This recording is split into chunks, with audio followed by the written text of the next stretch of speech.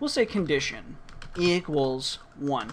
So we're condition is a variable, and we're assigning the value of 1 to the condition.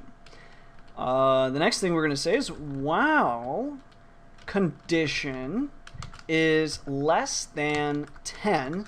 So we're actually using something called an assignment operator. We will talk a little bit more on those in probably a couple videos, but for now this should make total sense to you. You should be able to read this and be like, okay, that makes sense.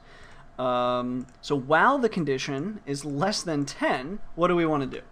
Well, for now, let's just print whatever the condition is.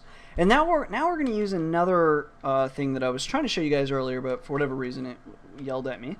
And we're going to do condition plus equals 1. And what plus equals does is it takes that variable and adds 1 to it. So plus equals, you might be thinking, well, why didn't you just do condition plus 1? Why not that?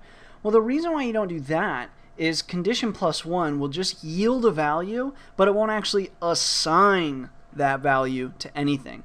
So condition plus equals 1 is really the only thing that's equal to or would do the same operation as plus equals would be condition equals condition plus 1. Now, as you can see, this is a much shorter way to do that. But this is what it's doing. It's just taking the previous value and adding 1 to it. So we'll do that. So while it's less than 10, it's going to add 1 to it, and then obviously eventually it's going to get to the point where it's no longer less than 10, and this while loop will stop or break. So let's save and run that one. And as we can see, we ran all the way through 1, 2, 3, 4, 5, 6, 7, 8, 9, and stop.